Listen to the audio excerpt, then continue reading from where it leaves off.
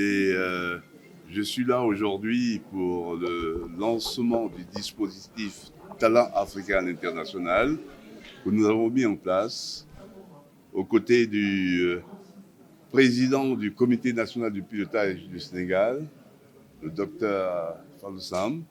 Et c'est la première réunion de ce comité de pilotage. Alors vous savez que ce programme vise à la fois à renforcer la culture d'exportation en ayant comme levier des jeunes que les entreprises envoient à l'étranger pour une période pour se former, pour s'aguerrir à l'international et revenir et soit rentrer dans l'entreprise ou créer leur propre affaire.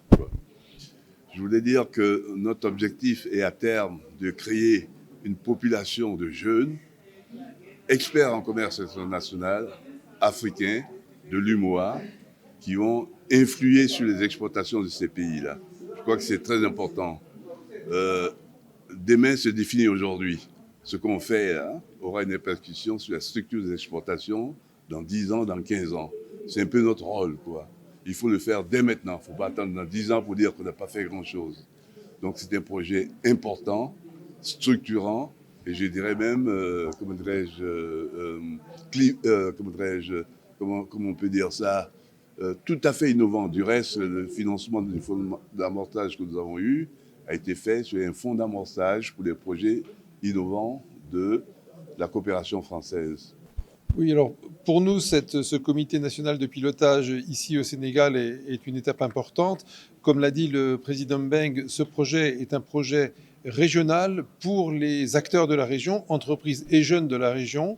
Donc la France n'est pas directement intéressée, hein, ce n'est pas pour les entreprises ou pour les jeunes Français, mais nous sommes ravis, nous Business France, avec l'aide de l'ambassade de France et de ce financement de la coopération, d'intervenir comme maître d'œuvre aux côtés du ROPC et de la CEPEX ici pour mettre en œuvre ce programme. Nous collaborons entre pairs au sein des agences de promotion du commerce depuis des années avec nos homologues et nos amis d'Afrique de l'Ouest en particulier, et ici du réseau des organisations de promotion du commerce de l'UMOA.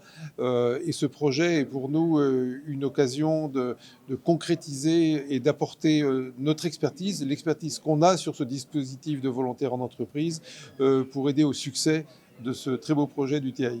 Alors, en tant que président du comité de pilotage au niveau du Sénégal, de ce projet qui s'appelle donc Talent africain à l'international, TAI, je ne peux me réjouir qu'à un triple titre. Le premier titre, c'est que c'est un projet qui s'insère dans les politiques publiques du Sénégal. Comme vous le savez, non seulement dans le cadre du PSE, le plan Sénégal émergent, nous avons l'axe 2 qui concerne le capital humain, dans lequel il y a la formation, l'éducation et la promotion des jeunes. Mais également, comme vous le savez, lors du dernier conseil présidentiel du 22 avril, le chef de l'État a énoncé un ensemble de directives destinées à booster, destinées à renforcer l'employabilité et l'insertion des jeunes. Et donc ce projet, qui était donc avant le 22 avril, vient en support, sans qu'on l'ait même demandé à l'époque. C'est pour vous dire donc, le premier élément. Le deuxième élément, c'est que ce projet s'inscrit dans le cadre de comment le commerce, comment les exportations peuvent insérer, peuvent booster l'employabilité. Et donc dans ce cadre-là, la politique commerciale, les exportations qui sont un peu le cœur de métier de la CEPEX, c'est une nouveauté. Puisqu'en général, quand on parle d'employabilité, on regarde plus d'abord du côté interne avant de regarder le côté international.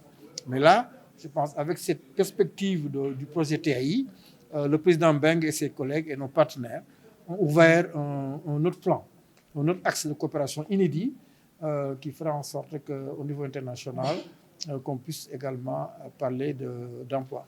Et le troisième élément, troisième élément par rapport donc, à cette pertinence, c'est que ce projet également vient au moment où, depuis le 1er janvier 2021, nous avons lancé la zone de libre-échange continentale africaine, la ZLECAF, donc qui est au niveau public international.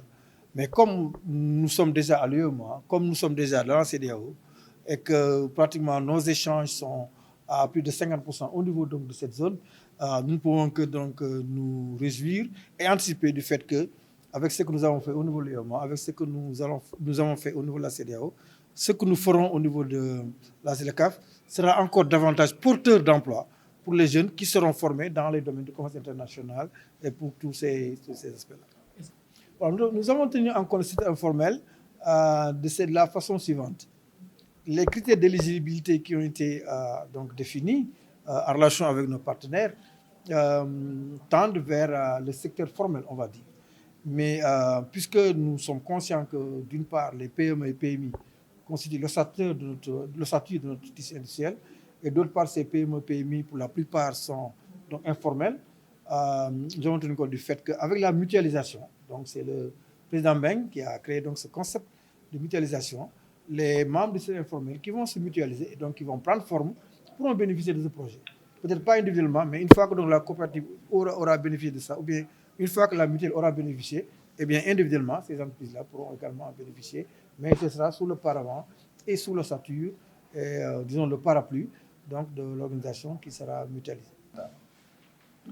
Au regard du rôle important du secteur privé africain dans le développement national et du continent africain, une mission du réseau des organismes de promotion du commerce de l'UEMOA, ROPC-UEMOA, pour la sous-région de l'Afrique de l'Ouest, s'est rendue à Dakar en vue de procéder au lancement du projet Talent africain à l'international au Sénégal.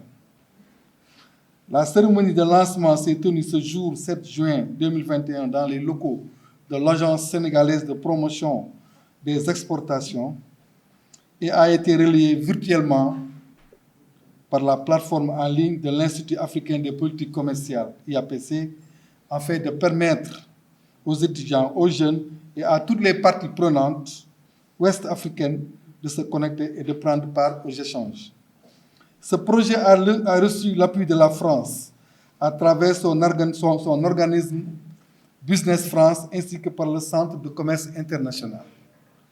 Les ministères en charge du commerce, des PME, de l'emploi des jeunes, de la formation professionnelle et du secteur privé ont également apporté leur appui institutionnel au bon déroulement de la mission. Les représentants des commissions de l'UEMOA, de la CEDEAO, ainsi que du Centre africain d'études supérieures, CESAC, ont également été associés à la préparation et au déroulement de la mission.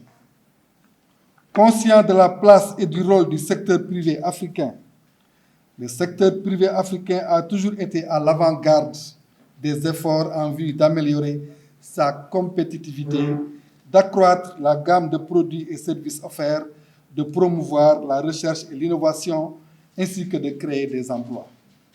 Conscient du rôle prééminent de l'État dans la mise en œuvre des actions visées pour la promotion et la résilience du secteur privé et dans l'employabilité des jeunes, il est nécessaire d'instaurer une nouvelle vision institutionnelle destinée à rationaliser les actions de promotion de l'emploi des jeunes sur les plans national et régional.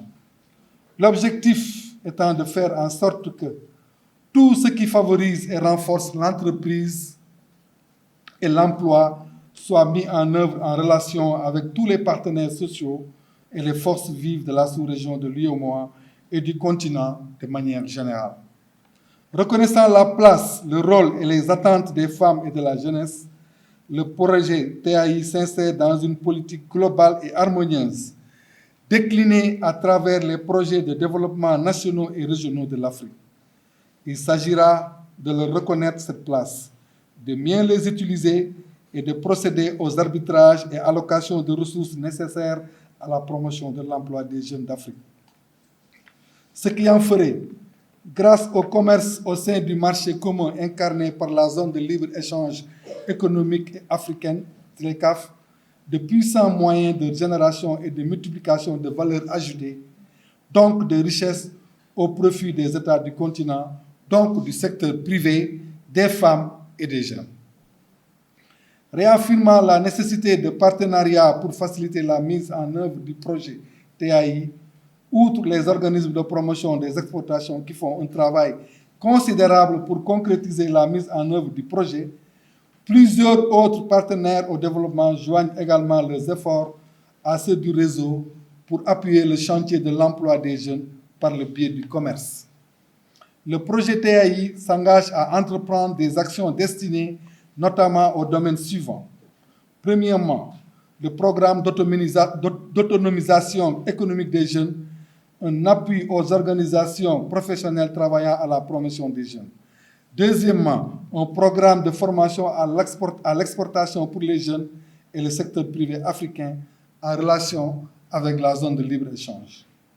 Sous le bénéfice de ce contexte positif et prometteur, de ce cercle vertueux déjà en mouvement, la déclaration de Dakar promeut les actions et invite à redoubler d'efforts et de réussir ce pari audacieux de la promotion de l'emploi et de l'employabilité des jeunes au Sénégal et dans l'espace UEMOA, voire au sein du marché commun africain. Les partenaires du projet TAI sont invités à la mobilisation accrue des efforts en ce sens.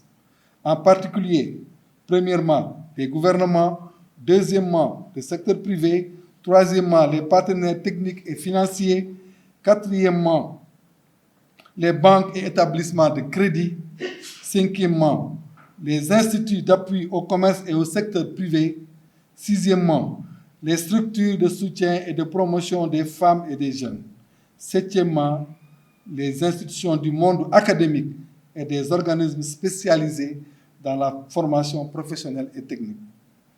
Les mesures suivantes ont été identifiées comme étant au cœur de l'action de la promotion et de la résilience du secteur privé et de la promotion de l'emploi des jeunes, notamment mettre en œuvre les mesures de soutien au secteur privé et visant à supprimer les obstacles au commerce, à l'investissement et à l'industrialisation.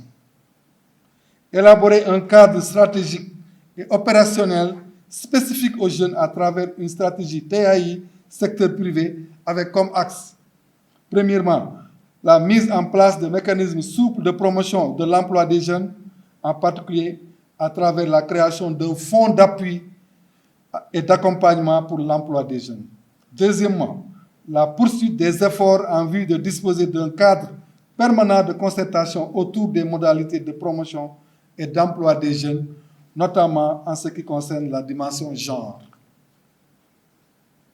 Troisièmement, la promotion de la culture d'entreprise et de la créativité des jeunes, comme ils ont su bien le faire et l'amplifier lors de la pandémie du Covid-19, qui a vu un essor quasi inédit du génie créatif et technologique des jeunes africains. Quatrièmement, la création et l'accompagnement de champions du secteur privé et qui vont procéder à la spécialisation des jeunes par produit, par service, par région et par secteur de l'économie nationale. Développer les programmes d'assistance technique et financière destinés à fournir au secteur privé des moyens supplémentaires lui permettant d'accroître ses efforts en vue de promouvoir l'emploi des jeunes, notamment dans le cadre de la promotion du commerce électronique et des techniques de l'information et de la communication. Promouvoir la création d'emplois dédiés à l'accroissement des exportations par le secteur privé ouest-africain, notamment vers le marché commun africain initié par la zone de libre-échange économique africaine.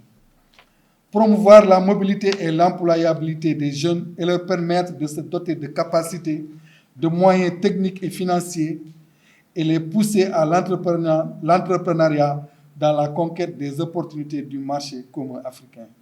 Et enfin, analyser, synthétiser et diffuser des informations sur les questions relatives à la mobilité et à l'employabilité des jeunes de l'Ouest africain et dans la zone de libre-échange économique africaine. Ça, c'est la déclaration qui a été faite par la mission pour sanctionner les travaux.